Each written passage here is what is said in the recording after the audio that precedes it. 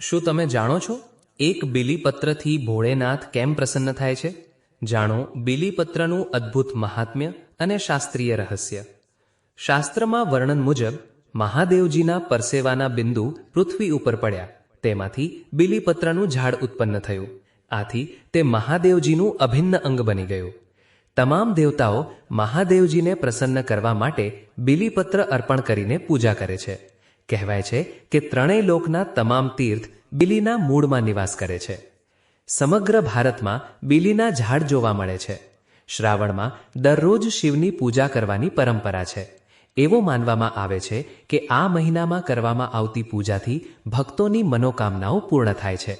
જે લોકો પૂજા યોગ્ય રીતે કરી શકતા નથી તેઓ પણ શિવલિંગ પર જળ અને બિલ્વના પાન ચઢાવીને પૂજા કરી શકે છે. આ પ્રકારની પૂજા પણ અખૂટ પુણ્ય આપે છે. અક્ષય પુણ્ય એટલે એવું પુણ્ય જેની અસર જીવનભર રહે. ઉજ્જૈનના જ્યોતિષ પંડિત મનીષ શર્માના જણાવ્યા અનુસાર શિવ પૂજામાં બિલ્વપત્ર અર્પણ કરવું જોઈએ. તેના વિના પૂજા અધૂરી રહે છે. જો પૂજા કરતી વખતે બિલ્વપત્ર ઉપલબ્ધ ન હોય તો તમે શિવલિંગ પર મૂકેલા બિલ્વપત્રને ધોઈને ફરીથી અર્પણ કરી શકો છો. શિવપુરાણમાં કહેવામાં આવ્યું છે કે બિલ્વપત્રને ઘણા દિવસો સુધી વાસી માનવામાં આવતું નથી. તેથી બિલ્વપત્રને વારંવાર ધોઈને શિવલિંગ પર ચઢાવી શકાય છે. બીલીપત્ર શિવલિંગ પર અર્પણ કરી શકાય છે. શિવલિંગ પર બિલ્વપત્ર, ધતુરાના ફૂલોની સાથે શમીના પાન પણ ચઢાવી શકાય છે. શમીના પાન ભગવાન શનિદેવ, ભગવાન ગણેશ તેમજ ભગવાન શિવને અર્પણ કરવામાં આવે છે. એવું માનવામાં આવે છે કે શિવ પૂજામાં શમીના પાન ચઢાવવાથી કુંડળીમાં શનિ દોષનો પ્રભાવ ઓછો થાય છે. બિલ્વપત્ર ક્યારે ન તોડવા જોઈએ? બિલ્વના ઝાડમાંથી પાંદડા તોડવાના પણ નિયમો છે. શિવની પૂજા કરવા માટે અષ્ટમી, ચતુર્દશી કે અમાવસ્યા તિથિ અથવા કોઈ પણ પક્ષમાં બિલ્વ તોડવું જોઈએ નહીં. આ સિવાય રવિવારે પણ બિલ્વપત્ર ન તોડવું. આ તિથિઓ પર તમે તેને બજારમાંથી ખરીદી શકો છો અથવા શિવલિંગ પર મૂકેલા બિલ્વના પાંદડાને ધોઈ શકો છો અને તેને ફરીથી ભગવાનને અર્પણ કરી શકો છો. બિલ્વ વૃક્ષમાં દેવી દેવતાઓનો વાસ છે. શાસ્ત્રોમાં બિલ્વ વૃક્ષને ભગવાન શિવનું સ્વરૂપ માનવામાં આવે છે. તેને શ્રી વૃક્ષ પણ કહેવાય છે. શ્રી વૃક્ષ એટલે મહાલક્ષ્મીજીનું વૃક્ષ. આ વૃક્ષના મૂળમાં દેવી ગિરિજા, થડમાં દેવી મહેશ્વરી, ડાળીઓમાં દેવી દક્ષાયણી, પાંદડામાં દેવી પાર્વતી, ફૂલોમાં દેવી ગૌરી અને ફળોમાં દેવી કાત્યાયનીનો વાસ છે. દેવી પાર્વતી પાંદડાઓમાં નિવાસ કરે છે. તેથી ખાસ કરીને શિવલિંગને પાંદડા ચઢાવવામાં આવે છે. બિલ્વનો છોડ કોઈપણ મંદિર કે ઘરમાં લગાવી શકાય છે. શ્રાવણ મહિનામાં બિલ્વનો છોડ કોઈપણ સાર્વજનિક સ્થળે, કોઈપણ મંદિરમાં કે ઘરના આંગણામાં લગાવી શકાય છે. એવું માનવામાં આવે છે કે બિલ્વનો છોડ ઘરની આસપાસની નકારાત્મકતાને દૂર કરે છે. આ વૃક્ષના કારણે વાસ્તુ દોષ પણ દૂર થાય છે. જો ઘરમાં બિલ્વનો છોડ હોય તો શિવ પૂજા દરમિયાન બિલ્વના પાન દરરોજ ચઢાવી શકાય છે. રોગોને દૂર કરવાની ક્ષમતા પણ રહેલી છે. તે પીડા દૂર કરનાર છે. તે સદાફળના નામે પણ ઓળખાય છે. 3 પાનથી લઈ 11 પાન સુધી બીલીપત્ર જોવા મળે છે. મહાદેવજીને બીલીપત્ર ચડાવતી વખતે આ વાતનું ખાસ ધ્યાન રાખવું. બીલીપત્રમાં ઓછામાં ઓછા 3 પાન હોવા જરૂરી છે. તૂટેલા કે કાણાવાળી પાન મહાદેવજીને ચડાવવામાં આવતા નથી. શિવલિંગને સ્પર્શ કરી બીલીપત્ર અર્પણ કરવાનું વિધાન છે. બીલીપત્ર હંમેશા જળ સાથે અર્પણ કરવામાં આવે છે. બીલીપત્ર ચડાવ્યા બાદ જળ અર્પણ કરવાથી શિવજી ખૂબ પ્રસન્ન થાય છે.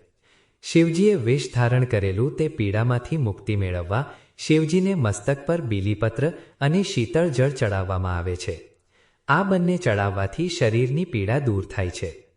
શિવજીને અર્પણ કરેલા બીલીપત્ર શુદ્ધ જળથી સાફ કર્યા પછી ફરીથી ચડાવી શકાય છે. બીલીપત્રનો વિશેષ પ્રયોગ. 108 બીલીપત્ર ઉપર ચંદનથી રામ લખીને શિવલિંગ પર ચડાવવાથી વિવાહ સંબંધી પ્રશ્નો હલ થાય છે. ગંભીર બીમારી હોય ત્યારે તેમાંથી મુક્ત થવા માટે ચંદન મિક્સ કરેલા જળમાં અથવા તો ચંદનના અત્તરમાં બીલીપત્ર બોળીને 108 બીલીપત્ર શિવલિંગ પર ચડાવવાથી રોગી સ્વસ્થ બને છે. બીલીપત્રનો ઉકાળો પીવાથી ઉધરસમાં રાહત મળે છે. સવારમાં 11 બીલીપત્રનો રસ પીવાથી માથાનો દુખાવો જળમાંથી દૂર થાય છે. બીલીપત્ર ઝાડ પરથી તોડવાનો નિયમ. ચોથ, આઠમ, નોમ, ચૌદશ, અમાસ, સોમવાર અને સંક્રાંતિ કાળમાં બીલીપત્ર તોડવા નહીં. ત્રિદલમ ત્રિગુણાકારમ ત્રિનેત્રમ ચ ત્રિયાયુધમ ત્રિજન્મમ પાપસંહારમ એક બિલ્વપત્રમ શિવાર્પણમ. આ મંત્ર બોલી બીલીપત્ર શિવજીને અર્પણ કરવાથી મનોકામના પૂર્ણ થાય છે. શ્રાવણમાં દરરોજ શિવની પૂજા કરવાની પરંપરા છે. એવું માનવામાં આવે છે કે આ મહિનામાં કરવામાં આવતી પૂજાથી ભક્તોની મનોકામનાઓ પૂર્ણ થાય છે. જે લોકો પૂજા યોગ્ય રીતે કરી શકતા નથી તેઓ પણ શિવલિંગ પર જળ અને બિલ્વના પાન ચડાવીને પૂજા કરી શકે છે. આ પ્રકારની પૂજા પણ અખૂટ પુણ્ય આપે છે. અક્ષય પુણ્ય એટલે એવું પુણ્ય જેની અસર જીવનભર રહે. ઉજ્જૈનના જ્યોતિષ પંત મનીષ શર્માના જણાવ્યા અનુસાર શિવ પૂજામાં બિલ્વપત્ર અર્પણ કરવું જોઈએ. તેના વિના પૂજા અધૂરી રહે છે. જો પૂજા કરતી વખતે બિલ્વપત્ર ઉપલબ્ધ ન હોય તો તમે શિવલિંગ પર મૂકેલા બિલ્વપત્રને ધોઈને ફરીથી અર્પણ કરી શકો છો. શિવપુરાણમાં કહેવામાં આવ્યું છે કે બિલ્વપત્રને ઘણા દિવસો સુધી વાસી માનવામાં આવતું નથી. તેથી બિલ્વપત્રને વારંવાર ધોઈને શિવલિંગ પર ચડાવી શકાય છે. બીલીપત્ર શિવલિંગ પર અર્પણ કરી શકાય છે. શિવલિંગ પર બિલ્વપત્ર, ધતુરાના ફૂલોની સાથે શમીના પાન પણ ચડાવી શકાય છે.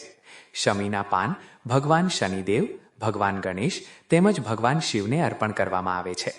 એવું માનવામાં આવે છે કે શિવ પૂજામાં શમીના પાન ચઢાવવાથી કુંડળીમાં શનિ દોષનો પ્રભાવ ઓછો થાય છે. બિલ્વપત્ર ક્યારે ન તોડવા જોઈએ? બિલ્વના ઝાડમાંથી પાંદડા તોડવાના પણ નિયમો છે. શિવની પૂજા કરવા માટે અષ્ટમી, ચતુર્દશી કે અમાવસ્યા તિથિ અથવા કોઈ પણ પક્ષમાં બિલ્વ તોડવું જોઈએ નહીં. આ સિવાય રવિવારે પણ બિલ્વપત્ર ન તોડવું.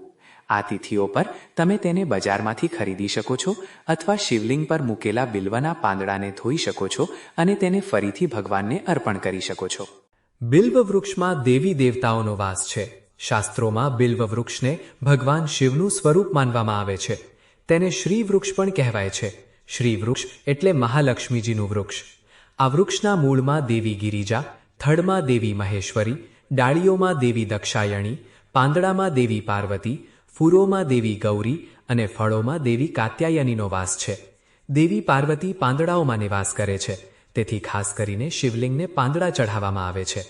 બિલ્વનો છોડ કોઈ પણ મંદિર કે ઘરમાં લગાવી શકાય છે. શ્રાવણ મહિનામાં બિલ્વનો છોડ કોઈ પણ સાર્વજનિક સ્થળે, કોઈ પણ મંદિરમાં કે ઘરના આંગણામાં લગાવી શકાય છે. એવું માનવામાં આવે છે કે બિલ્વનો છોડ ઘરની આસપાસની નકારાત્મકતાને દૂર કરે છે. આ વૃક્ષના કારણે વાસ્તુ દોષ પણ દૂર થાય છે. જો ઘરમાં બિલ્વનો છોડ હોય તો શિવ પૂજા દરમિયાન બિલ્વના પાન દરરોજ ચઢાવી શકાય છે. ભોળેનાથની કૃપા મેળવવા શ્રદ્ધાથી બીલીપત્ર અર્પણ કરો અને હર હર મહાદેવનો જાપ કરો.